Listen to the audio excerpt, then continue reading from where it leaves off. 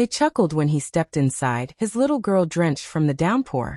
The front desk claimed the hotel was full, not realizing the man they were dismissing owned every inch of the place.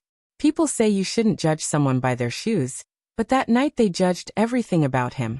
His coat, his silence, even the child shivering at his side. On that stormy Thursday, Dorian Tate wasn't wearing his title. He wasn't the CEO of Tate Hospitality Group.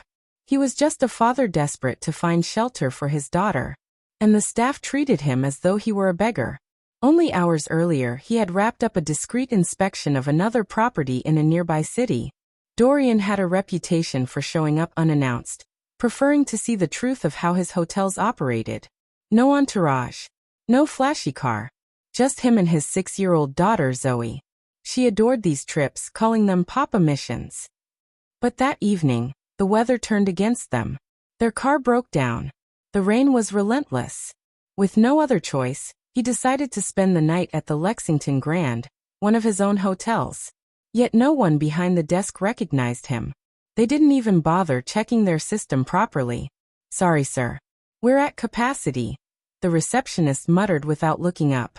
Dorian calmly asked them to double-check. Zoe was trembling beside him. "Sir, I already told you, no rooms," another staff member replied, irritation in their tone. Then the moment that stung most arrived. A man in a fitted suit with a Bluetooth earpiece strode past, the hotel manager. His eyes swept over Dorian and Zoe before he said, "This is a luxury property. You may be better off at one of the roadside lodges." He gestured toward the exit. Dorian's gaze hardened, not with rage, but with disappointment. He gave a faint nod, whispered thanks, and stepped back into the rain with his daughter. Behind him, the manager smirked, satisfied. But Dorian didn't leave. He called his executive assistant. "Patch me through to the Lexington Grand's main line," he instructed. When connected, his voice was steady. "This is Dorian Tate. Let your manager know I'll be arriving shortly for a property walkthrough. I'll also need a record of your front desk's performance tonight." He ended the call and waited with Zoe across the street at a small coffee stand. 10 minutes later, a sleek black car stopped in front of the hotel. Out stepped the district manager, heels clicking against the pavement, urgency in every stride. "Where is he?" she demanded. The front desk stammered, "Who?" The manager's face drained of color. The assistant pointed across the road. "There." When Dorian crossed back, Zoe cradled in his arms, the staff turned pale. The district manager hurried to meet him. "Mr. Tate, I cannot apologize enough.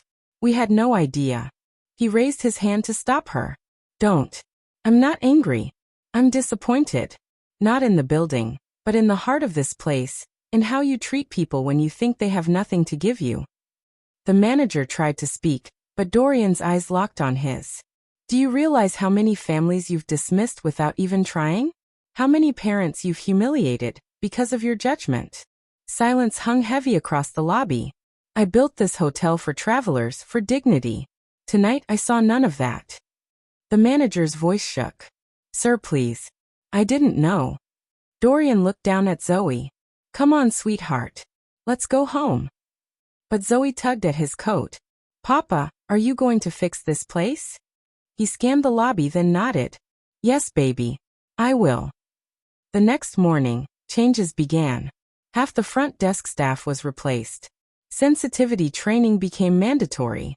The manager wasn't fired but reassigned. 3 months of volunteer service at a homeless shelter. Dorian didn't believe in revenge. He believed in redemption. Sometimes humility teaches more than punishment ever could. Weeks later, the Lexington Grand began receiving glowing reviews. Guests praised a warmer, more welcoming spirit. One weekend, Dorian and Zoe returned quietly.